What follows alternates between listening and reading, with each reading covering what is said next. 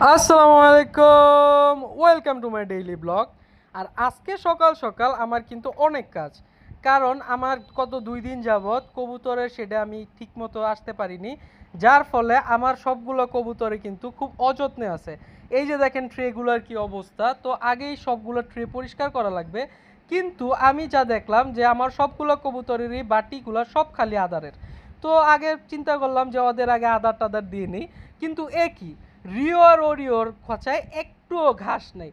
আর ঘাস ছাড়া তো রিও আর ওরিওর চলেই না। তো চলেন আগে সবাইকে খাবার দেওয়া থেকেই শুরু করি। তো এই জন্য আমি প্রত্যেকটা বাটি দেখতেছিলাম যে কোনো জায়গায় কি একটু খাবারও আছে কিনা, কিন্তু কোনো জায়গায় কোনো খাবার নেই। আর মাশাল্লাহ মাশাল্লাহ দেখেন, আমার এই কবুতরের 3টা ডিম দিছিলাম, 3টা ডিমই কিন্তু অনেক ভালোভাবে ফুটাইছে এবং 3টা বাচ্চাই কিন্তু মাশাল্লাহ অনেক সুন্দর সুস্থ সবল হয়েছে। কিন্তু একটাই কষ্টের বিষয়, 3টা বাচ্চা 3 সাইজের হয়ে গেছে।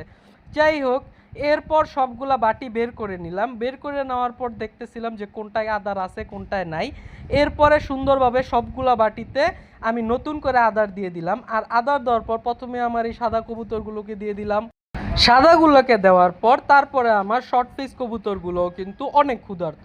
তো এই জন্য শর্ট ফেস কবুতরগুলোকেও আমি আদার দিয়ে দিলাম। আর দিতে দেরি, ওদের কিন্তু এসে খাইতে দেরি নেই।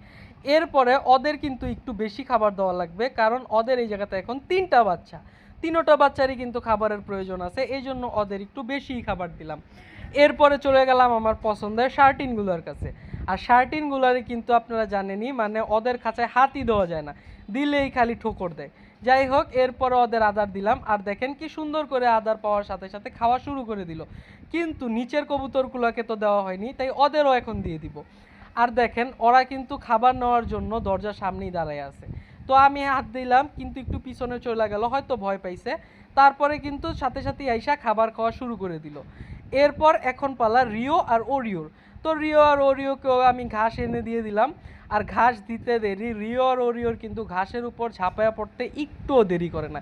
এই যে দেখেন একটাই খাইতেছে সামনে দিয়া, আর ওই যে দেখেন আমাদের ওরিও, ওরিও কিন্তু একবারে পিছনে ঘাসের মাঝখানে যেয়া তারপরে ঘাস খাইতেছে।